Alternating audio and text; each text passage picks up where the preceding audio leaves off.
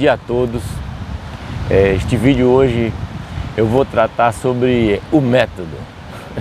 Vocês vão ver que método é esse, né? Um método tão discutido e difundido no mundo todo. Trata-se do método Paulo Freire de alfabetização, cujo objetivo é a alfabetização.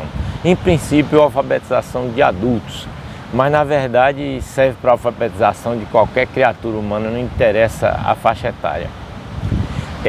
Um pouco do histórico desse método, vou fazer, em breves minutos eu vou falar sobre esse método e sobre o histórico dele, que nasceu em 1963.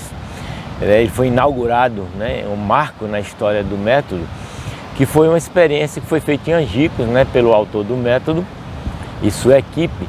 E ele deu o nome de 40 horas de Angicos. O que era isso? A meta era, em 40 horas, observem, em 40 horas, alfabetizar 300 pessoas. Uma coisa inédita, acredito que no mundo, né? Isso na década de 1960, do século passado, né? E ele conseguiu alfabetizar em 40 horas, né, 300 pessoas. Para vocês terem uma ideia como era o Brasil de 1960, 39% da população era analfabeta. Olhem só, 39%. Então naquela época o João Goulart bancou esse projeto, né? E tem a ideia e começou a montar 20 mil núcleos de ensino estratégico para acabar com o analfabetismo, pelo menos minimizar bastante no país, utilizando este método, que eu vou esmiuçar um pouquinho mais com vocês na sequência. Aí o que aconteceu? Em 1964 veio a famosa, gloriosa, né, entre aspas, que foi o golpe de 64, e esse Plano Nacional de Alfabetização foi pro brejo, né? O autor do método foi exilado, depois eu falo um pouquinho no final sobre isso também, né?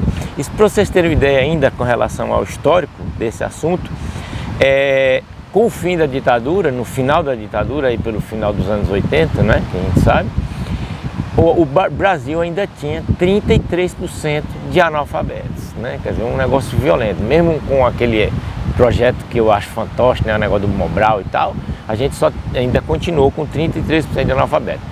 Para vocês terem ideia, hoje a gente tem por volta de 7% de analfabetismo ainda no país. Eu ainda acredito que seja uma vergonha, né? Mas só para vocês entenderem qual foi o papel, pelo menos nesse aspecto, né, que é fundamental, pelo menos para mim, que é a educação e a alfabetização, dos governos civis. Porque aí a gente teve a participação dos governos civis baixando esse nível de analfabetismo do país para 7%, que é o que a gente tem mais ou menos hoje. Então, qual é a filosofia que está por trás do método? Eu acho isso fundamental, né? Umas dicotomias que eu vou colocar para vocês aqui, olha. A educação bancária é a educação libertadora, ou seja, a libertação vertical, que é o que a gente tinha e ainda tem hoje muito no país e no mundo, infelizmente, para uma educação horizontal, com a participação, sobretudo, dos educandos, né? Então, a educação imposta, né, que é a educação bancária, de uma educação democrática, que é possibilitada por seus pares, para quem está fazendo aquilo lá. E a famosa atitude dialógica, né, que Paulo Freire dizia o seguinte, ó, é uma atitude de amor, de humildade e fé nos homens, no seu poder de fazer e refazer, de criar e recriar. Esse é o âmago da filosofia que está por trás deste método. E sempre entendendo que aprender é um ato de conhecimento da realidade concreta. Então, o método em si é super interessante, e sim, parece que ele descobriu o ovo de Colombo, né? Mas não foi, né? Ele só colocou em prática aquilo que é óbvio, é a obviedade. Primeiro, acabou com esse negócio de sala de aula. Não tinha sala de aula não, chamava círculos de cultura, né? Círculos de cultura. Então, o ambiente já era outro, né? As etapas do método, né, Paulo Freire, ele é descrita no livro, obviamente, dele, chamado Educação como Prática da Liberdade. Esse método tem 5 etapas, eu vou ficar colocando aqui, que isso é besteira, bobagem, que vocês encontram em qualquer lugar, mas eu gosto de colocar pelo menos a primeira etapa, que para mim é a fundamental, é o ovo de Colombo que eu coloco. O que é a primeira etapa? É a tematização ou investigação temática. É um trabalho coletivo, né, que os educadores fazem com os educandos, né, normalmente eram trabalhadores e tal, para descobrir o que eles chamam de palavras geradoras, né? Baseado em quê? Baseado no dia a dia da pessoa, né? No trabalho da pessoa, na vida em comunidade, na vida em família daquelas pessoas, né?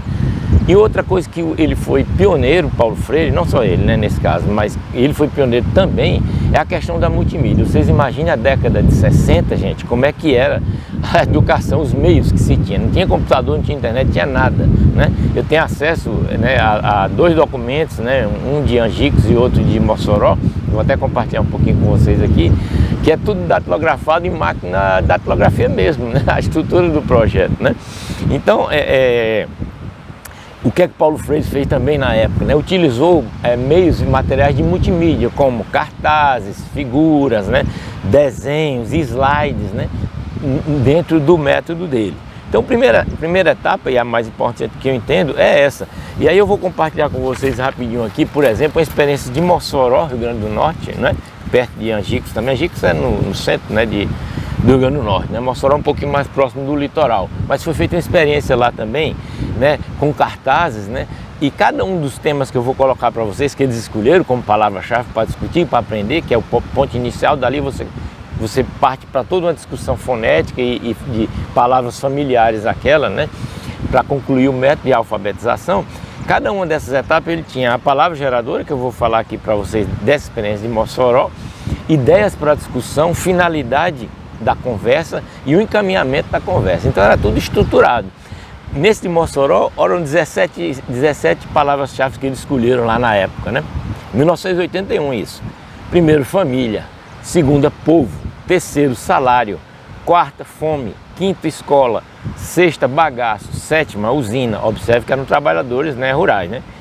Oitavo, voto. Nono, jogo. Décimo, chuva. 11º, enxada. 12º, riqueza.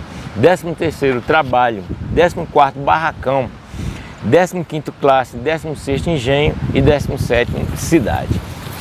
Então, para que vocês vejam assim um exemplo prático, né, de como foi desenvolvido, né, esse método em Mossoró.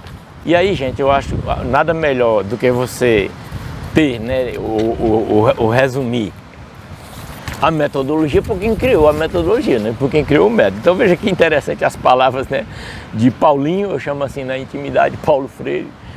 Mas assim, ele deu uma entrevista em 1993 para a jornalista e escritora Nilcéia Lemos Pelandré, que ele diz assim, ó: eu preferia dizer que não tem um método. O que eu tinha quando muito jovem, há 30 ou 40 anos atrás, não importa o tempo, era a curiosidade de um lado e o compromisso político no outro, em fazer dos renegados, dos negados, dos proibidos de ler a palavra, relendo o mundo. O que eu tentei fazer e continuo hoje foi ter uma compreensão que eu chamaria de crítica ou de dialética da prática educativa, dentro da qual necessariamente há uma certa metodologia, um certo método, que eu prefiro dizer que é o método de conhecer e não o método de ensinar. As palavras do Paulo Freire. Paulinho foi exilado, né, como eu tinha colocado, pela ditadura, e ficou aí 15 anos em alguns países, né, dando a contribuição dele para a cultura e para a educação. Então, nesse tempo, ele trabalhou na Bolívia, no Chile, nos Estados Unidos e na Suíça. O Paulo Freire, gente, diante de toda essa loucura que a gente tem visto hoje no país, dessa insanidade, quase insanidade coletiva, a gente tem que lembrar que ele tem 48 títulos de doutor honoris causa e tem uma indicação para o Prêmio Nobel da Paz, né? Ele é o brasileiro mais citado em artigos científicos nas academias deste mundão afora. Você está entendendo? Não é uma pessoa qualquer. E ele teve ainda em 2012, né, foi uma honraria póstuma, né, que ofereceram a ele, como sendo o patrono da educação brasileira. Um título que inclusive tentaram tirar há pouco tempo atrás com esse desgoverno que a gente tem hoje no país. Uma loucura total. Então, para finalizar esse vídeo, para não se alongar muito, gostaria de concluir com um texto que é extremamente atual, de um livro que eu já publiquei aqui, já comentei aqui há 1 ou 2 semanas atrás, e a respeito de todas essas questões de fake news e tal. E eu gostaria de dizer, de colocar esse último parágrafo deles, que é muito atual e extremamente propício para concluir um vídeo que diz respeito a esse método, o método Paulo Freire. Diz assim, ó: o golpe de mestre está sendo desferido agora mesmo, quando o maior educador brasileiro passa a ser visto como um doutrinador sem escrúpulos. Cria-se ampla margem para sustentar a ideia de que o Brasil tem uma educação construída à imagem e semelhança do Paulo Freire ficcional. doutrinadora, inescrupulosa e, portanto, passível de ser saneada e reestruturada. Devemos nos perguntar o que há na educação para a liberdade e pensamento crítico que incomoda tanto a política vigente. A quem interessa que a população mais necessitada não saiba ler? E a que serve uma massa de estudantes que não pensam em formas de educação empáticas e transformadoras? E o mais importante, quem são os verdadeiros doutrinadores deste país? São aqueles que enaltecem as nossas liberdades e autonomias ou aqueles que sugerem banir autores dos quais discordam? Forte abraço para vocês, obrigado por terem acompanhado até agora este vídeo. Por favor, quem não tiver inscrito ainda, se inscrevam, curtam o vídeo, comentem o que desejarem e coloquem o sininho para receber as notificações.